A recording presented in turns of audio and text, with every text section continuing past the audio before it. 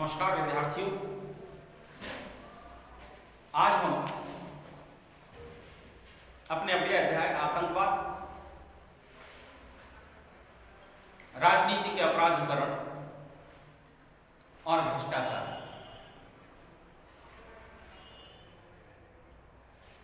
के बारे में उल्लेखित कर रहे हैं। लेकिन शुरुआत में हम आतंकवाद पर अपने जो पाठ्यक्रम है उसके संदर्भ में अपना दृष्टिकोण, अपना मत रखा है। दरअसल आतंकवाद एक विखंडनकारी प्रवृत्ति है जिसका उद्देश्य लोगों में डर का माहौल पैदा करना है। आतंकवाद यानी टेररिज्म, इस शब्द की उत्पत्ति टेरर से हुई है और टेरर का मतलब है भयभीत होना, कपकपाना, डर में जीना। जब कोई व्यक्ति या व्यक्तियों का समूह अपनी अनुचित मांगों की पूर्ति के लिए सत्ता को निशाना बनाता है या सुरक्षा बलों को निशाना बनाता है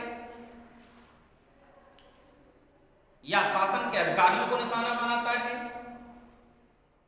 या आम जनमानस को निशाना बनाता है, वो अपने हितों को साधने के लिए जब एक अशांति का वातावरण जो हिंसा पर आधारित हो, ऐसा नकारात्मक वातावरण बनाने का प्रयास करता है, तो इन एक्टिविटीज को, इन अनुचित गैर हरकतों को हम आतंकवाद के रूप में देखते हैं। दरअसल आंदोलन और आतंकवाद में अंतर है। आतंकवाद भी लोगों का समूह है और एक आंदोलन भी लोगों का समूह है। आतंकवाद का आंदोलन का जो उद्देश्य है वो अपनी मांगों को मनवाने के लिए संवैधानिक तरीके से, शांतिपूर्ण तरीके से, उचित मांगों के लिए धरना देना, प्रदर्शन करना और सरकार पर दबाव डालना है। लेकिन इनका लक्ष्य अपने उद्देश्यों को पूरा करने के लिए अशांति स्थापित करना, नकारात्मक माहौल बनाना, हिंसा का सहारा लेना और लक्ष्य केवल एक है कि अपने हितों को साधना, अपने उद्देश्यों को पूरा करना, यानी कि अपनी मनवांछित सरकार स्थापित करना जो उनके स्वार्थों पर या उनके धर्म के स्वार्थों पर आधारित है। आतंकवाद कोई नया नाम नहीं है।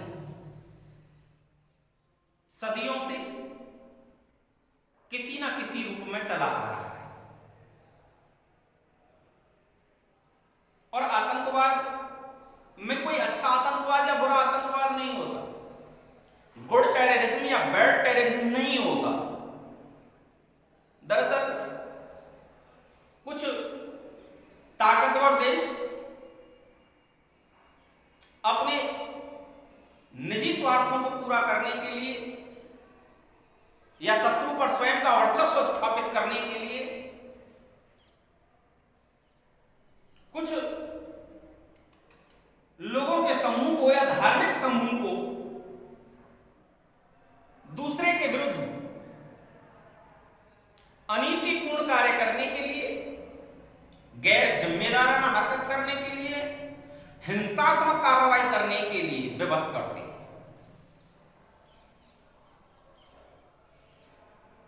ये उनकी नजर में गुड टेररिज्म है। लेकिन जिसके साथ ये हो रहा है उसके साथ ये बैड टेररिज्म है। दरअसल देहात में एक कहावत है कि सांप को कितना ही दूध क्यों ना पिलाए, आखिरकार वह मालिक को भी काटने से नहीं छूटता।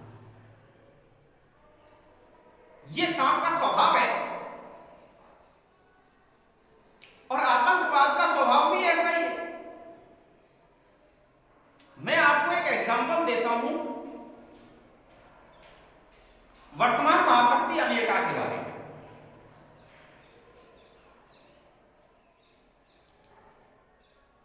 शीत युद्ध जब अपनी समाप्ति की ओर चल रहा था तो दुनिया में दो महाशक्तियां थी, अमेरिका और रसिया।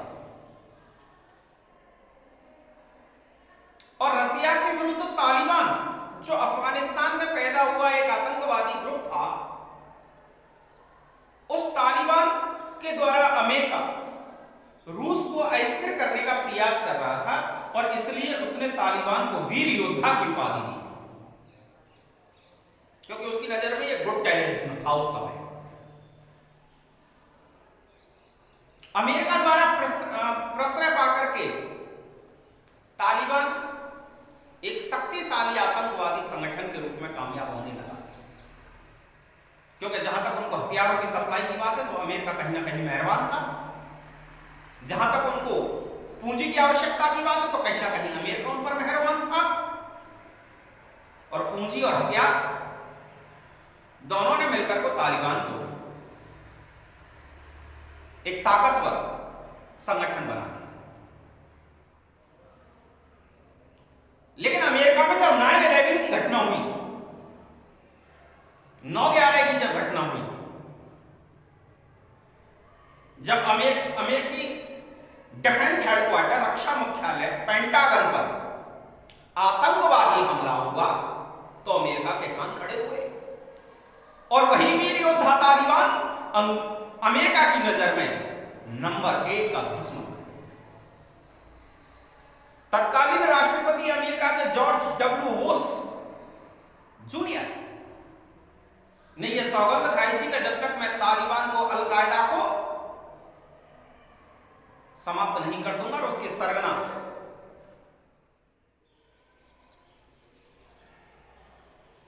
उसके जो सरगना थे ओसामा बिन लादेन, उसको जिंदा या मुर्दा जब तक नहीं तोड़ूंगा तब तक अमेरिका चैन से बैठने वाला नहीं है। और यही कारण था कि अमेरिका ने जहां भी दुनिया के जिस देश में भी उसको शक था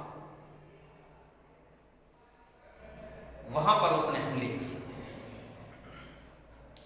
आतंकवाद का स्वर्ग कहे जाने वाले पाकिस्तान,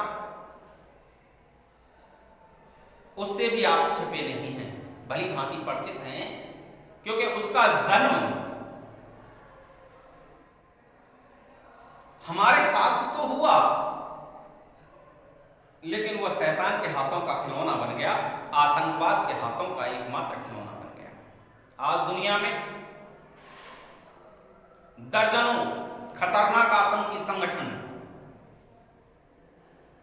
न केवल देश विशेष के लिए वरन संपूर्ण अंतर्राष्ट्रीय जगत के लिए, आज संपूर्ण दुनिया के लिए एक विश्वव्यापी चुनौती बन गई है। बोको हराम, तालिबान, अल-कायदा, हिजबुल मुजाहिदीन, ISIS जैसे आतंकवादी संगठनों ने आज विश्व समुदाय के सामने एक गंभीर चुनौती पेश की है। और याद रखिए, दुनिया की कोई भी सरकार या अकेला देश इस आतंकवाद की समस्या से अकेला नहीं लड़ सकता। आतंकवाद की समस्या को नष्ट करने के लिए दुनिया के संपूर्ण देशों को एक साथ आना होगा।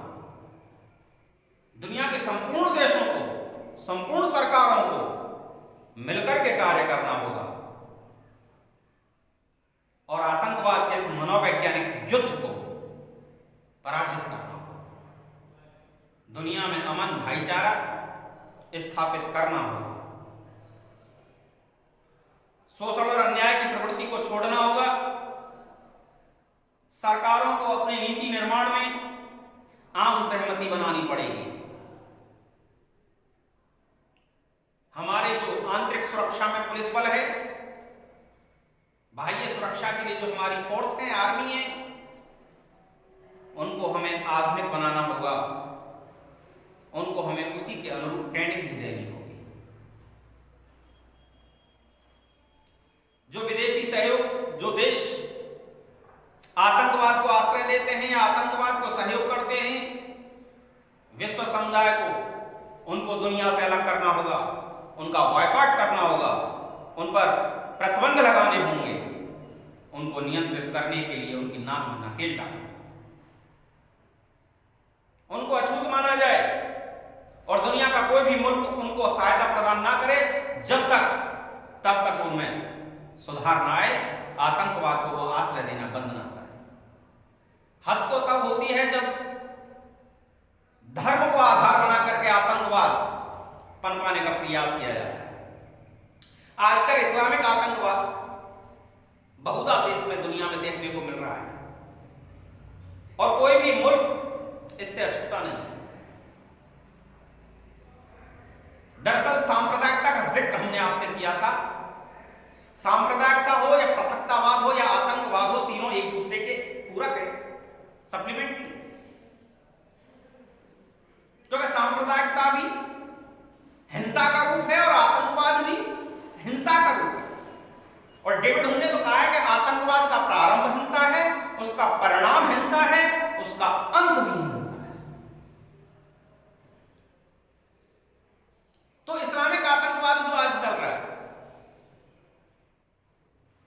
इस्लाम को आधार बना करके दुनिया पर इस्लाम थोपना, जिहाद उन्होंने इसको नाम दिया है। लेकिन दरअसल अगर गहराई में जाएं तो आप देखिए क्या आतंकवाद और आतंकवादियों द्वारा अपनाए जाने वाले कृत्य, नरसंहार, बम विस्फोट, गोलियां, किडनैपिंग, क्या बम देखता है हिंदू मुस्लिम को? मुझे लगता है कि ऐसा नहीं। अगर आतंकवाद ने, अगर उस हिंसा ने अगर हिंदू और मुस्लिम में अगर पहचान की होती तो 2014 में पाकिस्तान के उस स्कूल में जिसमें बम विस्फोट हुआ था और 132 नन्हे मुन्ने बच्चों की मौत हुई थी, सब इस्लाम के थे, जिनमें से एक बची थी यूसुफजई मलाला, नाम सुना होगा, जिसको नोबेल पुरस्कार मिला था भारत के एक भारतीय के साथ मिलकर के, यूएन के द्वारा उसको नोबेल पुरस्कार भी मिला था। अगर आतंकवाद मजहब देख करके वार करता तो आज विकट हालात सऊदी अरबिया के नहीं होते, सीरिया के नहीं होते, कुवैत के नहीं होते, इराक के नहीं होते, ईरान के नहीं होते, अफगानिस्तान के नहीं होते, पाकिस्तान के नहीं होते। तो हमें इस बात को समझना होगा कि कोई गुड टेररिज्म नहीं है, कोई बैड टेररिज्म नहीं है, टेररिज्म है और सर्वत्र उसकी निंदा की जानी चाहिए, सर्वत्र उसको नियंत्रित करने के प्रयास किए जाने चाहिए। जहां तक हिंदुस्तान की बात है तो हमने तो शुरुआत से ही आतंकवाद के दंश को झेला है। कभी हमारे अंदर के गुटों के द्वारा तो कभी बाहरी शक्तियों के दबाव में। चाइना हो, पाकिस्तान हो, जो भी हमारे पड़ोसी देश हमारे बढ़ते हुए आर्थिक प्रगति से, हमारे लोकतंत्र से, हमारी धार्मिक आजादी से, हमारे निर्वाचन पद्धति से, हमारे नागरिकों के मूल अधिकारों से, हमारी संस्कृति से जिनको चिढ़ है, उन्होंने आतंकवाद को हमारे खिलाफ एक मजबूत हथियार बनाने का काम किया है। जम्मू कश्मीर आजादी से लेकर के अब तक अशांत है, जबकि उसका एक बहुत बड़ा भाग धार्मिक जनसंख्या मुस्लिम है, उसके बावजूद भी अशांत है।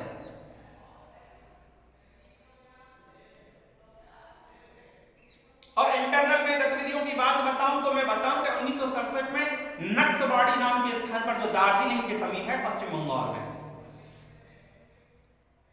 उस नक्सवाड़ी नाम के स्थान पर कम्युनिस्ट पार्टीज के कुछ लोगों ने नक्सवाड़ी नाम का एक आंदोलन चलाया था भूमिहीन किसानों के फेवर में, और वह आंदोलन आज भी चल रहा है, जो 1967 से शुरू हुआ था नक्सवाड़ी नाम के स्थान से। और वही नक्सवाड़ी स्थान से शुरू होने वाला आंदोलन इस देश में आज नक्सलवाद के नाम से जाना जाता है, जो एक दार्जिलिंग के समीप एक स्थान से शुरू हुआ और आज हिंदुस्तान के 9 राज्यों के 75 जिलों में अपना पैर पसार चुका है। 1980 के दशक में पंजाब अशांत रहा खालिस्तान की मांग को लेकर के, तो पूर्वोत्तर भारत, चाहे वो मणिपुर हो या मिजोरम हो, त्रिपुरा हो या नागालैंड हो, पृथकतावाद की बात को लेकर के, क्षेत्रवाद की मांग को लेकर के लगातार अशांत रहा है।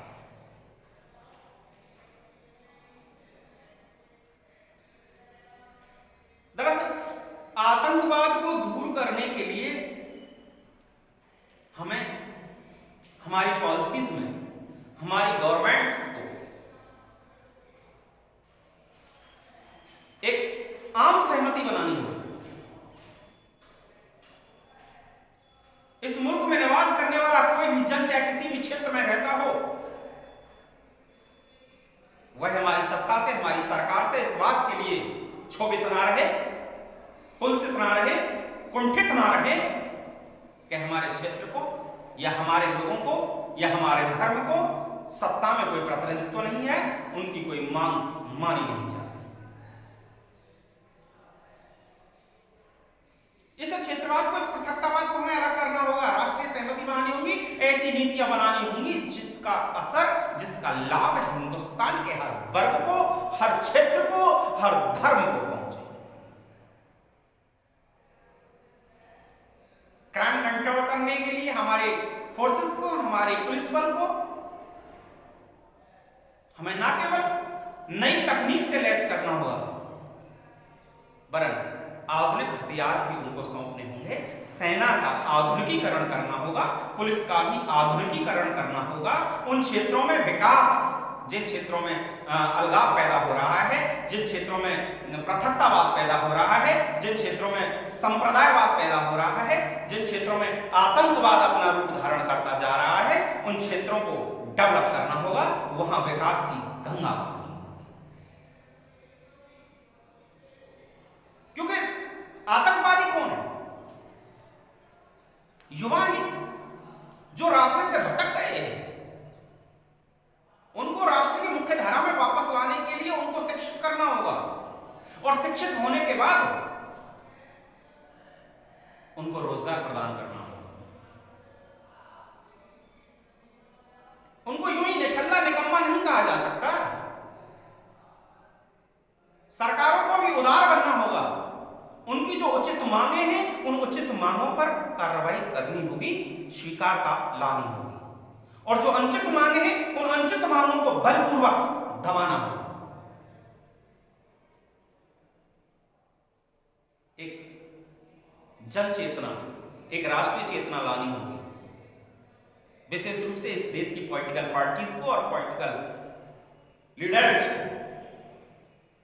जिनकी सोच संकुचित है, जिनकी सोच रीजनल है, क्षेत्रीय है, जो अपने अपने स्थानों के धरतीपुत्र बनने का प्रयास कर रहे हैं, जो अपने अपने क्षेत्रों में छत्रप बनने का प्रयास कर रहे हैं, अपनी अपनी ढपली और अपना अपना राग ले नहीं चलेगा। उनकी सोच संकीर्णता से परे राष्ट्रवादी होनी चाहिए। जब तक इस देश के जनमानस की सोच राष्ट्रवादी नहीं होगी, जब तक शिक्षा का प्रसार इस तरह नहीं हो कि वहां संप्रदायवाद को दूर करना हो, क्षेत्रवाद को दूर करना हो,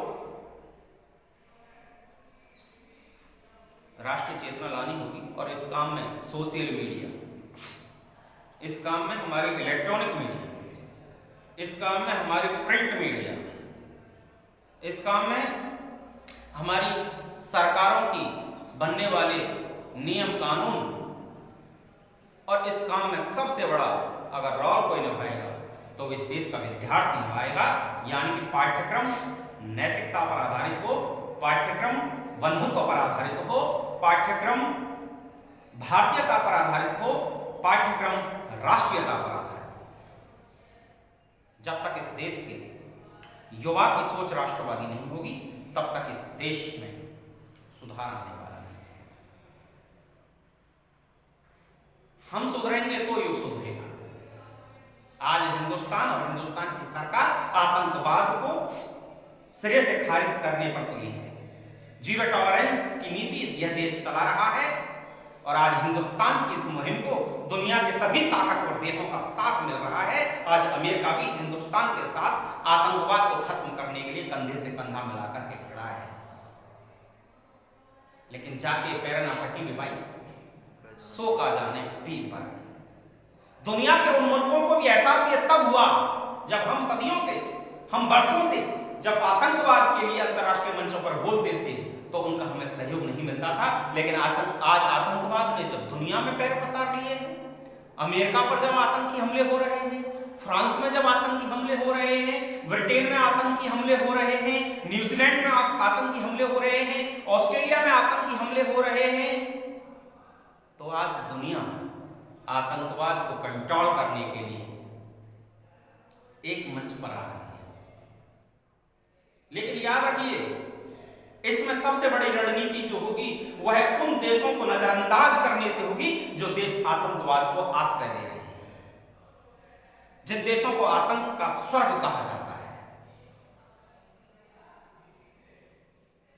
सर्वे भवन्तु सुखिनः, सर्वे सन्तु निरामयाः, सर्वे भद्राणि पश्यन्तु मां कश्चित् दुःखभाग् भवेत्। यह तो हमारी विचारधारा है, यह थॉट ऑफ इंडिया है।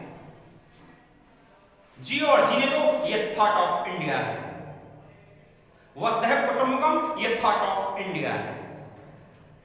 नर सेवा नारायण सेवा, यह थॉट ऑफ इंडिया है। अत्र नारायणन्तु पूजन्ते रमन्ते तत्र देवता, यह थॉट ऑफ इंडिया है। विश्व कल्याण हमारा उद्देश्य है और विश्व कल्याण के लिए हमारा धर्म, हमारी संस्कृति, हमारा मजहब, हमारा मुल्क, हमारी सरकार आज विश्व समुदाय को दिशा निर्देशित कर रही है। और शीघ्र ही ऐसा समय आएगा जब दुनिया हमारे इस महत्व को समझेगी, हमारी इस बात को सम्मान देगी, आदर देगी और दुनिया में आतंकवाद को खत्म करने के लिए एक नई मुहिम चलाई